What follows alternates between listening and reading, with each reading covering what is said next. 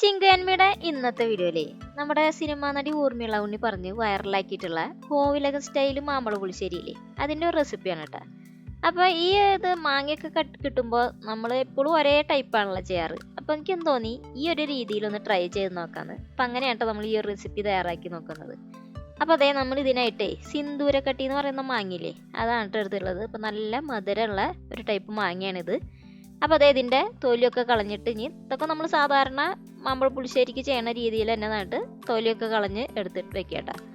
അങ്ങനെ അതേ ഞാൻ ഇവിടെ ഒരു 7 എണ്ണത്തോളമാണ് തൊലിയൊക്കെ കളഞ്ഞ് വെക്കാനായിട്ട് റെഡിയാക്കി എടുക്കുന്നത്. അപ്പോൾ ഇതിൻ്റെ ഒരു ടേസ്റ്റ് എന്ന് പറയുന്നത് സാധാരണ നമ്മൾ ഉണ്ടാക്കുന്ന മാമ്പഴ പുളിശ്ശേരിയുടെ ടേസ്റ്റിൽ നിന്നും വളരെ വ്യത്യസ്തമായിട്ടുള്ളൊരു ടേസ്റ്റാണ് കേട്ടോ. അപ്പോൾ നമ്മൾ ഈ വീഡിയോ കണ്ടവർക്കറിയാം ഈ ഒരു റെസിപ്പി അവർ എങ്ങനെയാണ് അത് പറഞ്ഞിരിക്കുന്നതെന്ന്. അപ്പോൾ അതേ എല്ലാം നമ്മളിവിടെ അത് റെഡിയാക്കി എടുത്തിട്ടുണ്ട്. ഇനി ഇതേ ഇതിലേക്ക് ഉണ്ടല്ലോ കുറച്ച് വെള്ളം ഒഴിച്ചു കൊടുക്കണം.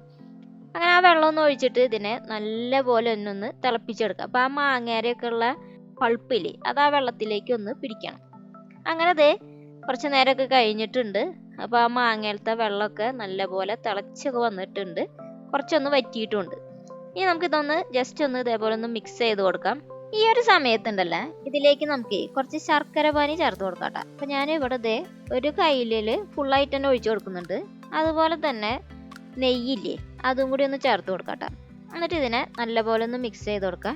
ഇനി ഇതിൽ കിടന്നിട്ട് വേണം ഇതൊന്ന് കുറച്ച് നേരം കൂടി ഒന്ന് വേവിച്ചെടുക്കണം. അപ്പോൾ ഒന്ന് അടച്ചു വെച്ചിട്ട് ഇതിനൊന്ന് വേവിച്ചെടുക്കാം. അപ്പോൾ അതവിടെ വെന്ത് വരട്ടെ. അപ്പോൾ അതിനായി മുന്നായിട്ട് നമുക്കൊരു മിക്സിയുടെ ജാറിലേക്ക് ചെറുകിയ നാളികേരം ചേർത്ത് കൊടുക്കാം. അപ്പം ഞാനിവിടെ ഒരു 1/2 കപ്പോളം ചേർത്ത് കൊടുക്കുന്നുണ്ട്. അതിലേക്ക് നല്ല പുളിയുള്ള തൈരാണ് കേട്ടോ ചേർത്ത് കൊടുത്തിട്ടുള്ളത്. അതിവിടെ ദേ ഒരു 3 ടേബിൾ സ്പൂണോളം, ശരിക്കും 3 ടേബിൾ സ്പൂൺ എന്നൊക്കെ പറയുമ്പോൾ ഒരു 1/4 കപ്പോളം വരും. പിന്നെ കുറച്ച് മുളക് പൊടി, അത്യാവശ്യം എരിവുള്ള മുളക് പൊടി ചേർത്ത് കൊടുക്കാം.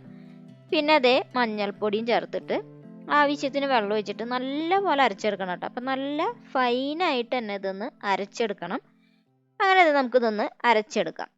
അങ്ങനെ ദേ നമ്മുടെ മാങ്ങയൊക്കെ ഇവിടെ നന്നായിട്ട് തന്നെ അതിൽ വെന്ത് നല്ല ആ പൾപ്പൊക്കെ അതിലിങ്ങനെ അടിഞ്ഞിട്ടുണ്ട്. ഈ ഒരു സമയത്താണ് നമ്മൾ ഇതിലേക്ക് ഈ അരച്ച് വെച്ചിട്ടുള്ള അരപ്പ് ചേർത്ത് കൊടുക്കേണ്ടത് കേട്ടോ. അങ്ങനെ ആ അരപ്പൊന്ന് ചേർത്തിട്ടുണ്ടല്ലോ. പിന്നെ ഇതിലേക്ക് ബാക്കി ഇത്തിരി വെള്ളം, കുറച്ച് വെള്ളം ഒഴിച്ചാൽ മതി കേട്ടോ. അതും കൂടി ഒഴിച്ചിട്ട് ഇത് തന്നെ നമുക്ക് ഇനി ഉണ്ടല്ലോ നല്ല പോലെ ഒന്ന് മിക്സ് ചെയ്തെടുക്കാം. അങ്ങനെ നന്നായിട്ടൊന്ന് മിക്സ് ചെയ്തെടുത്തതിന് ശേഷം ഉണ്ടല്ലോ ഇനി ഇതിലേക്ക് ഉണ്ടല്ലോ ഇപ്പം ഇത്രയും നേരം നമ്മൾ ഉപ്പൊന്നും ചേർത്തിട്ടില്ല കേട്ടോ. അപ്പോൾ ഇനിയാണ് നമ്മൾ ഇതിലേക്ക് ഉപ്പ് ചേർത്ത് കൊടുക്കാൻ പോകുന്നത്. അപ്പോൾ അതേ കുറച്ച് ഉപ്പ് ഇതിലേക്കൊന്ന് ഇട്ട് കൊടുക്കാം. അങ്ങനെ അതും കൂടി ഇട്ടിട്ടൊന്ന് മിക്സ് ചെയ്തെടുക്കാം. എന്നിട്ട് ഇതിനെ ഉണ്ടല്ലോ ഒന്ന് തിളപ്പിച്ചെടുക്കാം. അപ്പോൾ നല്ലപോലെ ഒന്ന് തിള വന്നു കഴിഞ്ഞാൽ നമുക്ക് ഇതിനെ ഇതിൽ നിന്നൊന്ന് മാറ്റി. ഇനി ഈ കറി ഉണ്ടല്ലോ ഇത് ഇവിടെ ഇരുന്നിട്ട് തന്നെ ഒന്ന് കുറുകി വരട്ടെ. അപ്പോൾ ഇത് സാധാരണ ഒഴിച്ചു കറിയല്ല, നല്ലൊരു കട്ടിക്കുള്ളൊരു കറിയാണ്. അപ്പോൾ ഇനി ഇതിനെ നമുക്ക് ഇവിടെ നിന്ന് സ്റ്റൗവിൽ നിന്ന് മാറ്റി വയ്ക്കാം.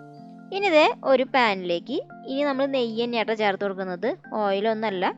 നെയ്യൊന്ന് ചേർത്തതിന് ശേഷം സാധാരണ കടുക് പൊട്ടിക്കണ പോലെ കടുക് ഇട്ട് കൊടുക്കാം. അതുപോലെ തന്നെ കുറച്ച് ഉലുവ ചേർത്ത് കൊടുക്കാം. പിന്നെ ഇതിലേക്ക് വറ്റൽമുളക് ചേർത്ത് കൊടുക്കാം. അപ്പോൾ ഈ കടുകൊക്കെ ഒന്ന് പൊട്ടി വരുമ്പോൾ വറ്റൽമുളക് ചേർത്ത് കൊടുത്താൽ മതി കേട്ടോ. അതുപോലെ തന്നെ കുറച്ച് കറിവേപ്പില, ഈ കറിവേപ്പിലയും കൂടി ചേർത്തിട്ട് ഇതിനെ ഒന്ന് എന്താ പറയുക മൂപ്പിച്ചെടുക്കാം. അതിന് ശേഷം ഈ ഒരു കറിയിലേക്ക് ഇതൊന്ന് ഇട്ട് കൊടുക്കാം കേട്ടോ. അപ്പോൾ അത്രയും ചെയ്താൽ ഇതൊക്കെ നമ്മൾ സാധാരണ ചെയ്യണ പോലെ, പക്ഷെ ചേർക്കുന്ന നെയ്യാണ് ചേർത്ത് കൊടുക്കുന്നത് ഓയിലിന്, വെളിച്ചെണ്ണയ്ക്ക് പകരം. അപ്പോൾ ഇത്രയും ചെയ്താൽ മതി. നമ്മുടെ കോവിലകം സ്റ്റൈല് മാമ്പഴ പുളിശ്ശേരി ഇവിടെ റെഡി.